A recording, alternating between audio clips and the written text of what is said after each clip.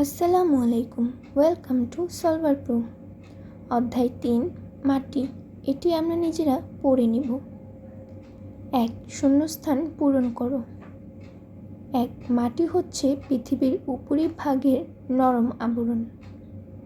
২. মাটিতে ক্ষতিকর পদার্থ ফেললে মাটি দূষিত হয়। ৩. কম্পোস্ট একটি জৈব সার। ২. সঠিক উত্তরে টিক চিহ্ন দাও। ১. মাটি দূষণের কারণ কি? উত্তর: যেখানে সেখানে আবর্জনা ফেলা। ২. কিভাবে মাটির উর্বরতা বজায় রাখা যায়? উত্তর: ফসল আবর্তন। ৩. সংক্ষিপ্ত প্রশ্ন। ১. আমাদের জীবনে মাটির ৫টি ব্যবহার লেখো। উত্তর: আমাদের জীবনে মাটির ৫টি ব্যবহার হলো: ১. বিভিন্ন ধরনের ফসল উৎপাদনে। ২. ঘরবাড়ি ও দালান কোঠা নির্মাণে। ৩. ইট বা কংক্রিট তৈরিতে। ৪. বিভিন্ন ধরনের মৃৎশিল্প তৈরিতে।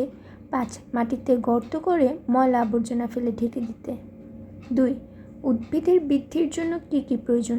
উত্তর: উদ্ভিদের বৃদ্ধির জন্য বায়ু, পানি, সূর্যের আলো ও পুষ্টি উপাদান প্রয়োজন।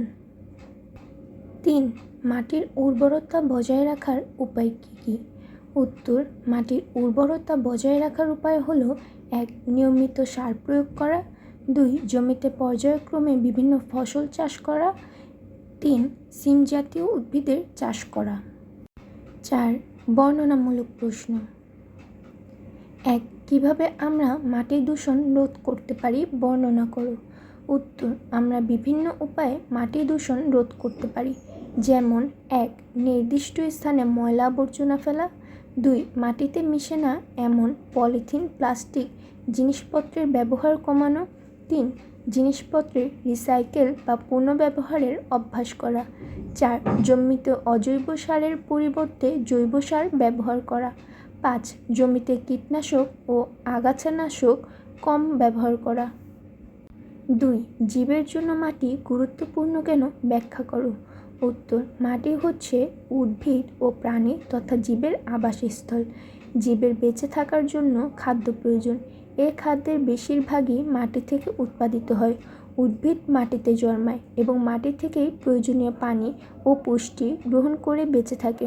প্রাণী উদ্ভিদকে খাদ্য হিসেবে গ্রহণ করে বেঁচে আছে। এছাড়াও মানুষ কৃষিকাজে, গৃহ নির্মাণে, মৃৎশিল্পে আবর্জনা ফেলার স্থান হিসেবে মাটি ব্যবহার করে।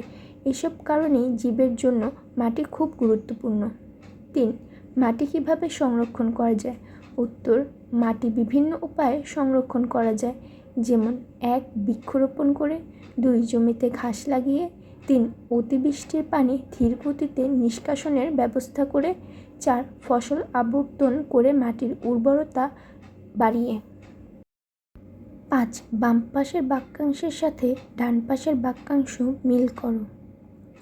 মাটি দূষণের কারণ: যেখানে সেখানে আবর্জনা ফেলা। মাটি দূষণ রোধ: নির্দিষ্ট স্থানে আবর্জনা ফেলা। মাটির উর্বরতা: ফসল আবর্তন। মাটি দূষণের ফলাফল: প্রকৃতির ধ্বংস সাধন।